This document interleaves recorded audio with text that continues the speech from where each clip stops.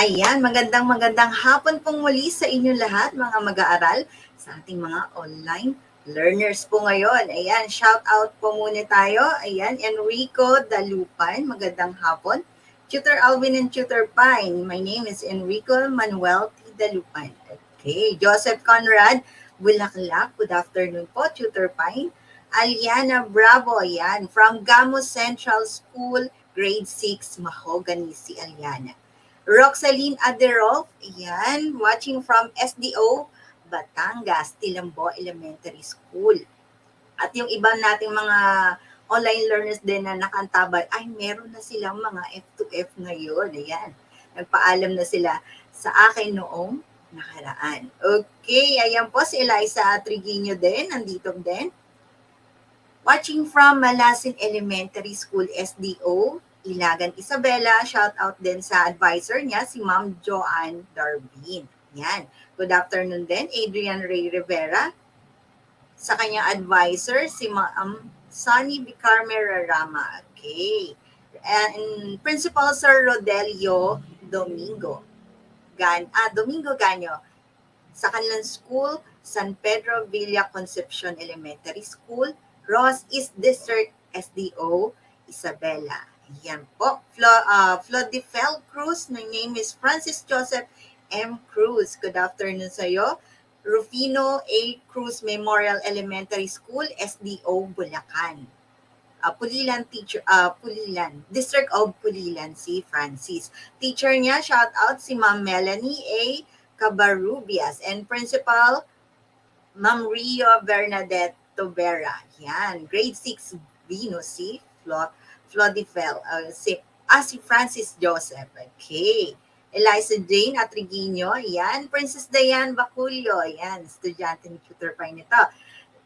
Watching from Bukantala Elementary School. Kerubin Gabriel Villamor, magandang hapon po. Tutor Pine, SDO, Quezon City naman si Kerubin. Tricia Denise Estanislao, watching from West Central School, Santa Maria, Pangasinan, Region 1, advisor po. Good afternoon kay Ma'am Gloria Petrola. Okay, yan. Kevin Martin Duluntap from Sorsogon East Central School. Yan, sa Sorsogon, nag-start na rin ang kanilang F2F. Advisor po niya si Ma'am Jessica Ramiscal. Okay. Yan, buong departamento ng Filipino Elementary ang inyong makakasama sa araw na ito. Yan, simula 1:00 ng hapon hanggang 4:00. At kami ni Tutor Alvin, ayan si Tutor Alvin from SDO Pangasinan 1 at Tutor Pine naman SDO Imus City para sa Filipino 6 po. Ano kaya ang ating aralin sa araw na ito? Anong paksa natin? Yan, sa ika-4 na markahan rather na tayo ngayon. Unang linggo na po tayo, malapit na ang pagtatapos ng ating school year. Yan, 8 weeks na lang para sa ika-4 na markahan natin. Paksa, paggawa ng patalastas, at usapan gamit ang iba't ibang bahagi ng pananalita. Yan ang ating paksa. At syempre, huwag niyo pong kalimutan suportahan ang ating mahusay na Filipino tutor para sa quarter 3 Itulay recognition po. Yan, vote niyo na si Tutor Pine para sa Filipino 6 para sa Filipino teacher exemplar po natin. Yan, para sa recognition, quarter 3 po yan. Okay, yung mga hindi pa po nakapag-vote, vote nyo na hanggang April 23 po yan, Sabado.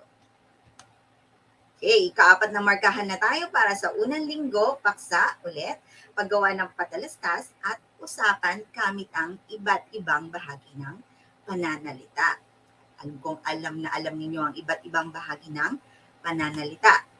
Layunin natin, syempre, sa pang-araw-araw nating pakikipagtalastasan, pasulat man ito o pasalita, gumagamit tayo ng iba't ibang bahagi ng pananalita. Okay? Upang patalasin ang ating kasanayan sa paggawa at magkaroon tayo ng maayos o epektibo na patalastas o isang usapan Yan, mapa-TV man ito or mapa-radyo.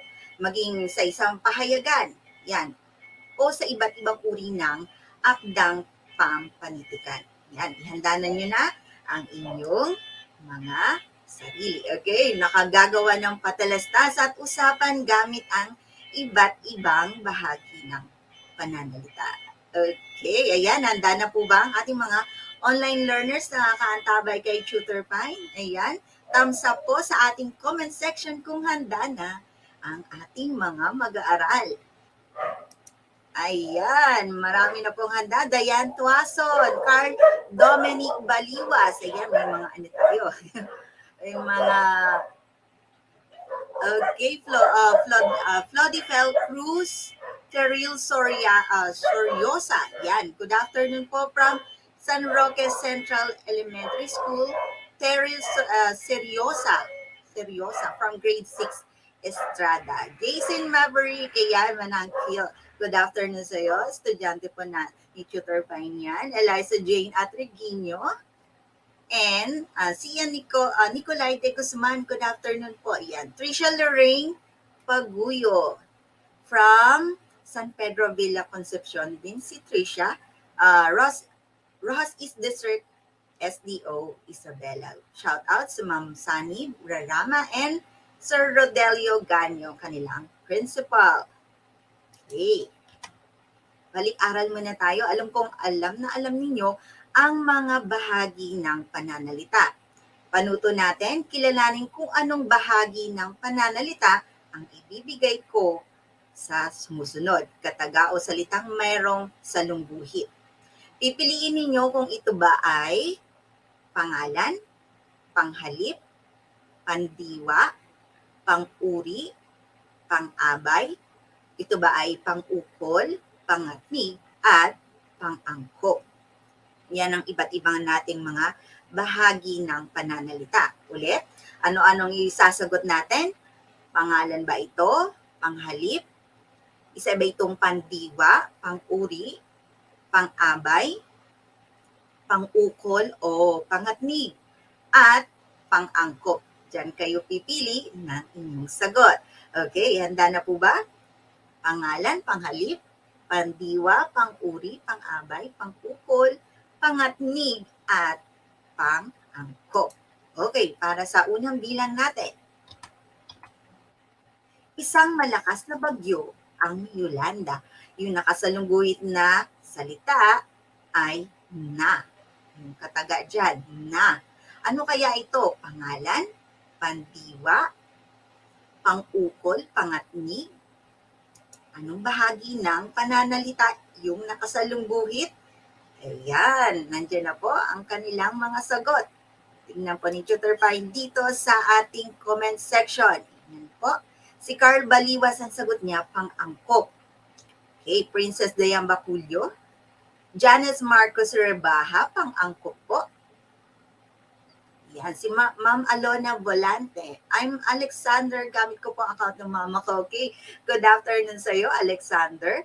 Ayan, Flodifel Cruz, Gerald R.V. Dula Cantor. Yan, from San Pedro Villa din si Gerald R.V. Dula Cantor. Ang ating mga masusugid na mga online learners. Jocelyn Joy Joploy. Yan po, mga estudyante ni Tutor Pine nakaantabay ngayon. Kevin Martin Doluntap, Princess Dayan. Yan. Lenice Benista Niedo, good afternoon po ma'am. Dayan Tuason, Joseph Conrad Bulaklak, and Akisa Ramirez. Ayan, nandito din si Aliyah Malinay. Terrell Seriosa. Yan. Ano kaya ang mga sagot ng ating mga online learners sa unang bilang natin? Adrian Ray Rivera, pang-angkop po. Yan, Flodifel Cruz, pang-angkop. Tama, ang galing ah. Isang malakas na bagyo ang Yolanda, ang na ay ito yung tinatawag na pang-angkop. Yan, di ba na pag-aralan nyo na rin yan sa iba't ibang level ninyo noong nakaraang taon. At pangalawang bilang naman tayo, si Miriam ay bumili ng pasalubong para sa mga kapatid niya. Ano kaya itong para sa? Pang-angkop, Ito ba ay pang-abay? Pandiwa ba ito? Panghalip o pangalan? Okay, tingnan po natin ang mga sagot ng ating mga online learners ngayong araw na ito. Cherubin, lagyan niyo pa ng number. Yan.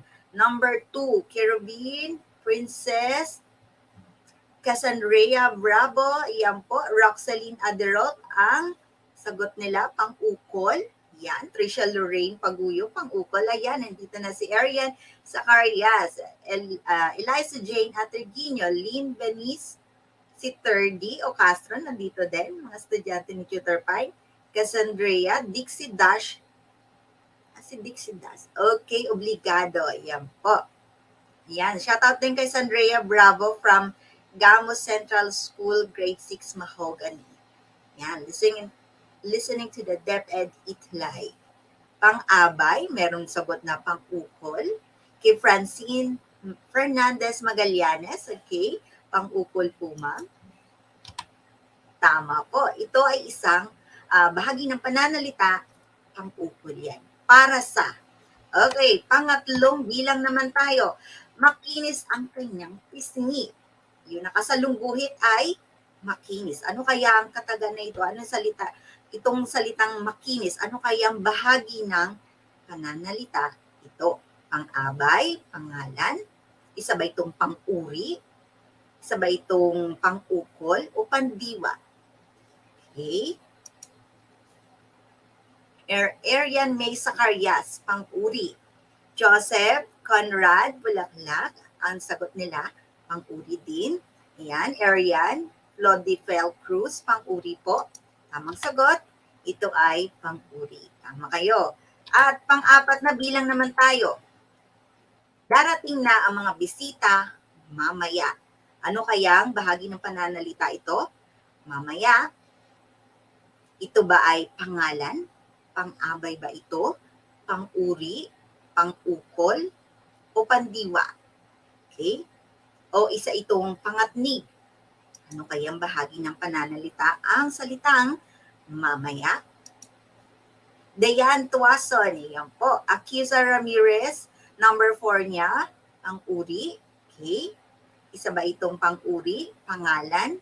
Pandiwa po ba ito?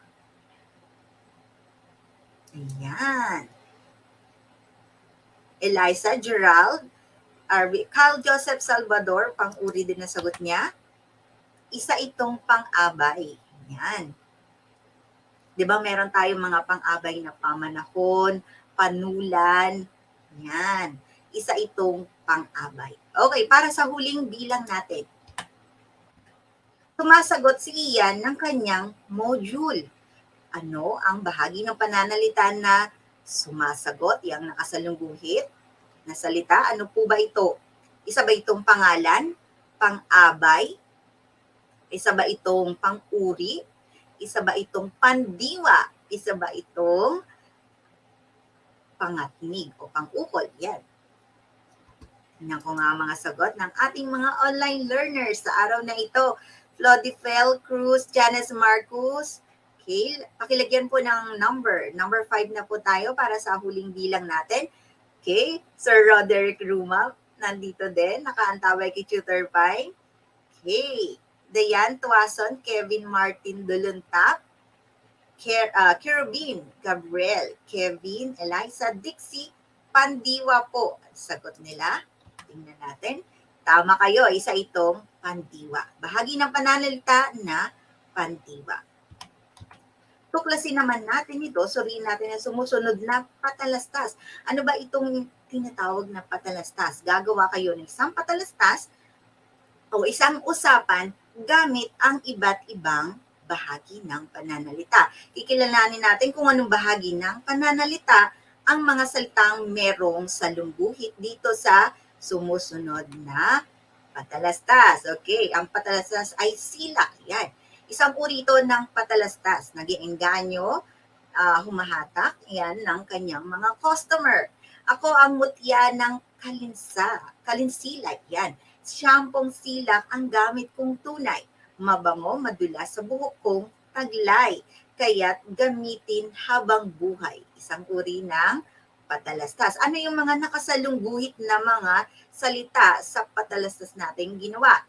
Ako, kansilay, tunay, pangatlo, pang-apat, mabango, pang-lima, kayat. Okay. Pang-unang bilang tayo. Ako. Ano kaya ito? Anong bahagi ng pananalita ang ako? Isa itong panghalip. Bahagi ng pananalita, panghalip po ang ako. Okay, pangalawa, kansilay. Anong bahagi ng pananalita ang kansilay? Ayan, nakantaway pa rin ang ating mga online learners sa araw na ito. Dayan, yan, naka-4 si Dayan kanina. Pangalan, tama. Pangalawa na tayo, kansilay, isa itong pang-abay. Okay? Syampong silak ang gamit kong tunay. Pangatlo, tunay. Anong bahagi ng pananalita ang tunay? Isa itong pangalan. Okay? At pang-apat naman, mabango. Mabango, madulas sa buhok kong taglay. Anong bahagi ng pananalita ito? Tama, isa itong panghalip. At para sa ikalimang bilang natin, kayat. Kaya't gamitin mo ito habang buhay. Nangihikayat ka sa iyong patalastas, ginagamitan mo ng mga bahagi ng pananalita. Anong bahagi ng pananalita? Itong salitang kayat. Okay, mabango, pangalan. Ayan, Dayan Tuason, kansilay, pangalan, Cassandrea. At panglima na tayo. Kung ang sagot ninyo, tama, pangatnig ang salitang ito. Ginamit natin. At ito naman, sa isang usapan, nakita kita kahapon, saan ka pumunta? Sabi ng nasa kaliwang bahagi na lalaki. Pumunta ako sa taniman. Isang usapan lang yan. At sabi naman ng isa, bakit ka pumunta roon? Ano ang mga ginawa mo roon? Naghatid ako ng agahan ni inay at itay.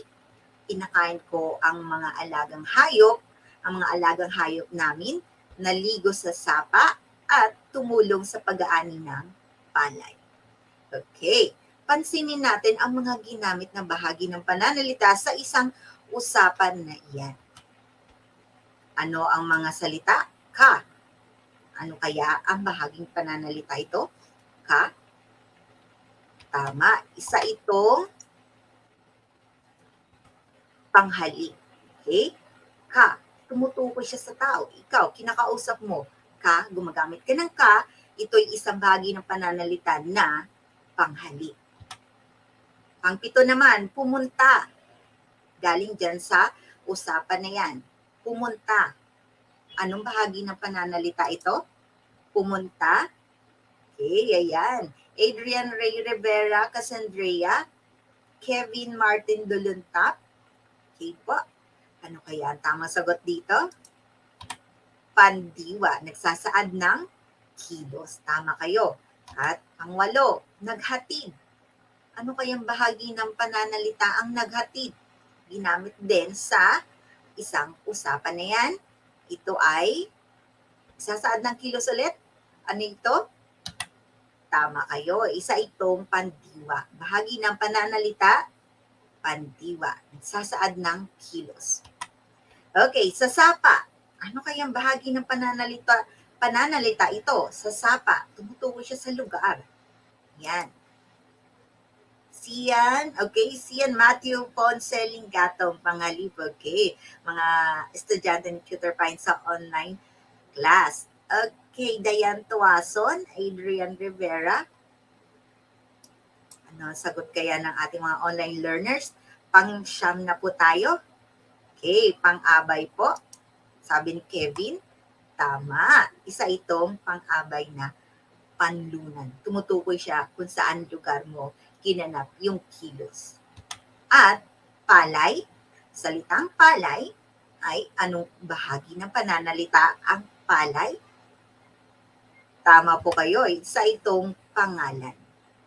Pangalang pambala na, hindi siya pantangi. Ang mga pantangi, di ba, nakasulat sa malaking titik yung unang letra. Ano ba itong tinatawag na patalastas? 'Di ba meron tayong binahagi na patalastas at isang usapan, isang paraan ng pag-aanunsyo ng produkto o isa itong serbisyo, yan, sa pamamagitan ng iba't ibang anyo ng komunikasyong pangmadla. 'Di ba marami tayong nakikita sa telebisyon, sa news feeds ng ating mga Facebook o sa mga pag napupunta tayo sa ating mga barangay, merong mga patalastas na nakapaskil at sa ating paaralan meron din, di ba? Ito ay naglalayong hikayatin natin ang mga tao na bilhin ang mga bagay o maipahatid yung inyong impormasyon o isa itong produkto na nais nilang tangkilikin o at dito rin nalalaman kung ang mga bagay na ito ay epektibo o di kalidad. Okay. Pag sa mga business, di ba? Naghihikayat ng mga tao na mamili sa kanilang mga produkto, gumagawa sila ng mga patalastas. Yan ang patalastas. Isang halimbawa ng patalastas, ito po, ay pakikipag-ugnayan sa mga tao na ginagamitan ng iba't ibang uri ng pananalita. Yan, gumagamit tayo ng iba't ibang uri ng pananalita kapag gumagawa tayo ng isang patalastas. Halimbawa, gusto mo bang kumilis ang iyong kutis? Yan, gumamit na ng Camis lotion. Ano ang mga ibinahaging, ano ang mga ginamit na mga bahaging ng pananalita? Meron yan dyan. Puputik ka na, kikinis pa ang kutis mo. Mabibili ito sa lahat ng grocery store. Yan, parang commercial model lang. Yan. Gumagawa kayo ng isang patalastas. Gagamitan mo ng mga iba't ibang bahagi ng pananalita para makahikayat ka ng mga mamimili. Okay? Naintindihan po? Ano naman ang isang usapan o nakikipagtalastasan? Di ba? Nakikipagtalastasan tayo sa ating mga kaklase, usapan sa inyong mga kamag-anak, sa pamilya, yan. Ang usapan ay ang komunikasyon na namumutawi sa dalawang tao o higit pa. Ito rin ay palitan ng linya ng dalawa o higit pang tauhan na nag-uusap. Yan ang pakikipagtalastasan o isang usapan. Halimbawa, ito yung halimbawa ng isang usapan. Yan, sabi ni Ninya, magandang umaga po, Ginang Marcel. Ayan, dalawang tao ang nandito sa isang usapan na ito. Sabi naman ni Ginang Marcel, magandang umaga naman, Ninya. Saan ka pupunta? Sabi naman po ni Ninya, maghahatid po ako ng agahan ni tatay sa taniman namin. Yan. Ginang Marcel, o sige, mag-iingat ka sa daan. Sabi naman ni Ninya, maraming salamat po, aalis na po ako. Isang halimbawa ng isang usapan ng dalawang tao. Okay? Ganyan ang paggawa ng isang usapan, meron siyang script, okay? Kung paano mo nababahagi, ano yung mga ginamit mo na mga bahagi ng pananalita. Okay po? Tuklasin natin ang iba't ibang bahagi ng pananalita. Ano ang mga iba't ibang bahagi ng pananalita? Una, pangalan. Ano ang pangalan? Ito ay isang salitang tumutukoy sa ngalan ng tao, bagay, pook o lugar, isa itong hayop o pangyayari. Isa itong pangalan. Diba? Na-take up nyo na rin yan sa ibang level na grade ninyo. Halimbawa, Arturo, Adidas, Silay City, Bata, Pasko, Usali. Yan isang halimbawa ng pangalan. Okay? Ano ito? Ngalan ng tao. O isa itong bagay, pook, lugar, o isang hayop, o pangyayari. Okay? Panghalip naman. Ano itong panghalip? Ito'y bahagi ng pananalita na pamalit o panghalili sa pangalan o kapwa panghalip upang mabawasan ng paulit-ulit na pagbabanggit mo ng pangalan. Yan. Sa halip na sabihin mo pa, Ginang Reyes, ito ang aking baon, Ginang Reyes, ito ang aking takdang aralin, sasabihin mo na lang, tayo, ako, ito, siya, maggagamit ka ng panghalip. Yan, isang bahagi ng pananalita na tinutukoy mo isang tao o isang maramihan, tinutukoy mo dito. Okay? Ayon, tayo, kasama ka doon. Kami, yan. Yan ay isang panghalip. Okay? Bahagi ng pananalita na pinapalit sa pangalan o panghalili sa pangalan. Sumunod naman, ano itong pandiwa? Bahagi ng pananalita na nagsasaad ng kilos o galaw. Diba? Na-take up na rin natin yan. Halimbawa, sayaw, lakad, takbo, laba. Isang bahagi ng pananalita nagsasaad kung paano mo ginawa yung kilos. Yan ay pandiwa. Ano naman ang pangatnig? Kailan ito ginagamit?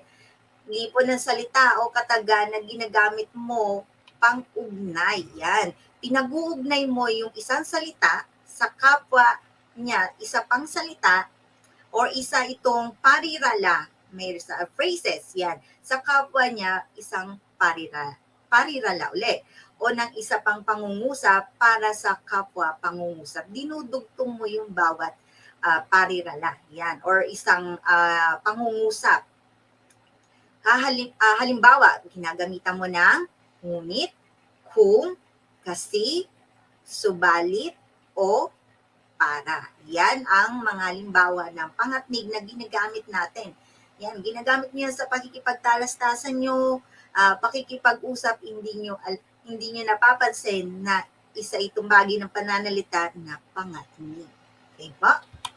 At pang-ukol naman. Ano itong pang-ukol?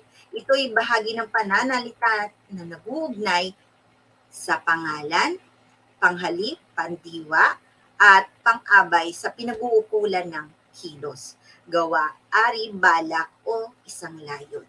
Halimbawa, ukol sa, ukol kay, ng, laban sa, laban kay, para sa, o para kay. Yan ang mga halimbawa ng pang-ukol na ginagamit natin. Okay? Sa ating mga pangungusap, sa ating mga talata, gamit na gamit natin yan. Okay? Ano naman itong pang-angkop? Yan. Ito'y kataga na nag-uugnay din sa magkasunod na salita sa pangungusap upang maging madulas o magaan ang pagbigkas natin ng mga salita. Yan, pang-angkop. Na, ng, at G.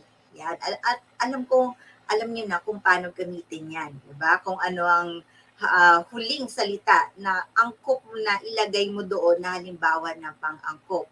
Kung ito ba ay na, ng, at G. Okay po? Yan ang bahagi ng pananalita na pang-angkop. Ano naman ang pang-uri? Yan. Marami tayong bahagi ng pananalita. Yan, pang-uri. Isa itong bahagi ng pananalita na nagbibigay turing sa isang pangalan o isa itong panghalip. Karaniwan din sinasalarawan ito na ginagawang mas particular. Halimbawa, maganda, mahaba, hugis puso, berde. Isa iyang halimbawa ng pang-uri. Okay po? Ano naman ang pang-abay? Bahagi din ito ng pananalita na nagbibigay turing sa pandiwa, pang-uri o kapwa niya pang-abay. Taimtim, pang-abay na pamaraan. Bukas, pamanahon.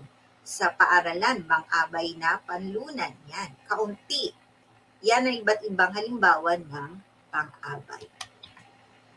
Alam kong na intindihan ninyo ang ating aralin sa araw na ito. Yan, pagyamanin natin, sagutin natin ang sumusunod na bilang. Basahin at unawain natin ang isang usapan, tukuyin kung ano ang bahagi ng pananalita ang merong salungguhit. Yan, nakasalungguhit uli. Sasabihin nyo kung anong bahagi ng pananalita yung nakasalungguhit. Okay, ready na po? Yan, Wilmar Rome, magandang hapon po. Hello, Mama Del, ayan, watching from Bukandala Elementary School, ang co-teacher ni Tutor Pai. Dayan Tuason, magandang hapon po sa lahat. Flodifel Cruz, journalist Kenneth, watching from General Tri Calabarzon. Okay, thank you po. Cassandrea Bravo, Janelito Mook, ang ating mga estudyante sa online class, Journalist Kenneth. Ayan, good afternoon po. Para sa unang bilang natin, isa itong usapan. Sabi ni Letty, "Uy Ben, kamusta ka na? Bakit hindi ka na pumapasok sa klase?" Sabi naman ni Mario, "May problema ka ba? May maitutulong ba kami sa iyo?" Sabi naman ni Mario. Sabi ni Ben, "Tinutulungan ko kasi ang nanay ko sa pagtitinda ng gulay sa bayan." Letty, "O sige, aasahan namin na papasok ka na bukas at tutulungan ka naming magpaliwanag kay Ginang Cortez kung bakit ka lumiban sa klase." Ganyan, dapat ganyan din ginagawa niyo sa mga classmate niyo na minsan ay wala sa klase. Diba? I-chat niyo siya. Yan, kamustahin ninyo kung bakit siya absent sa klase natin. Okay, ano itong mga nakasalungguhit na salita? Tama. Ang Ben, isa itong pangalan. Yung nakasalungguhit sa sinabi naman ni Mario na ka, ito ay isang panghalik. Okay po, sa isang usapan. Naman, pangatlo, tinutulungan.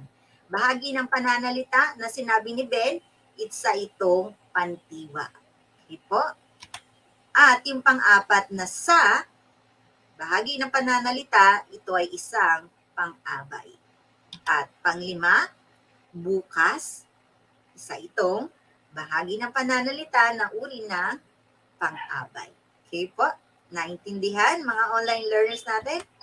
Para sa gawain naman natin sa ikalawa, basahin at unawain naman ulit ang isang patalastas, kikilalanin natin kung anong bahagi ng pananalita ang merong salungguhit. Okay, ayan, isang uri ng patalastas, nangangailangan. Malimit natin itong makita sa mga pahayagan, sa classified ads, di ba? Kapag nangangailangan kayo ng kasambahay na babae, gulang, 22 to 30 years old, pinag-aralan, tapos ng sekundarya, yan, makipagkita kay Binibining Clarissa Sayon, Block 40, Lot 1, Carmel Subdivision, Barangay 59, Lungsod ng Silay, Negros Occidental. Isang halimbawa ng patalastas. Halimbawa lang po yan, okay? Okay, isa-isahin natin. Kasambahay, isa itong pangalan. Okay? Yan nakasalungguhit na salita. Bahagi ng pananalita na isa itong halimbawa ng pangalan. Sekundarya, anong bahagi ng pananalita ito? Pangalan din. Okay, tama. Kay, pang-ukol. Isang bahagi ng pananalita na pang-ukol.